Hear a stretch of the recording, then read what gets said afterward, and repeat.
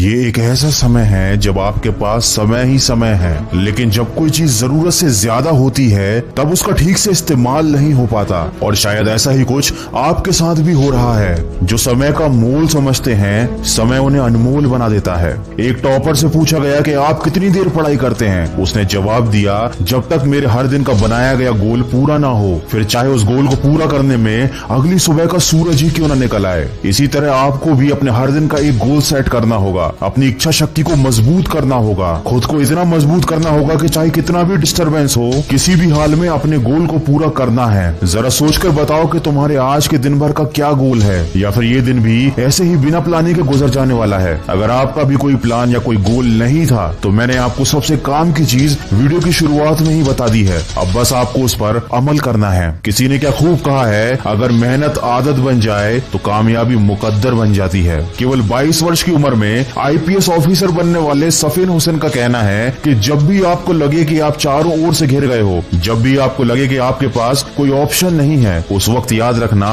यही वो मोमेंट है जहां से आपकी तकदीर बदलने वाली है। एक हीरा जितना ज्यादा घिसता है उसकी कीमत उतनी ही ज्यादा होती है। अगर अभी परिस्थिति आपके खिलाफ है तो याद रखना आपकी कीमत बढ़ने वाली है। जरूरत है तो सिर्फ आपकी मेहनत और लगन की। हम सब में बचपन में एक आदत होती थी, जब बाजार में किसी खिलौने के लिए हम जिद करते थे तो माँ बाप के लाख समझाने के बाद भी हमको बात समझ में नहीं आती थी। जब तक हम उस खिलौने को पा नहीं लेते थे, कोशिश करते रहते थे। शायद हमारा बचपन ही अच्छा था। कम से कम किसी चीज को पाने की हमारे दिल में शिद्दत तो थी। किसी चीज को हासिल करने के लिए कम से कम हम किसी विकल्प की तलाश तो नहीं करते थे, और न ही कोई सरल रास्ता खोजते थे। वही बचपन वाली जिद हमको फिर अपने अंदर जगानी है। मन को नहीं करने देनी उसकी मनमानी है। खुद को याद दिलाओ, जो ठानी है वह ठानी है, जो तुमको भटका रही है वो सारी बातें बेमानी है। अगर आप एक मिर्च का पौधा लगाते हो तो ये कुछ ही महीनों तक आपको मिर्च देगा, लेकिन ये पौधा इतना ताकतवर नहीं होगा कि लंबे समय तक जीवित रहकर आपको फल दे सके।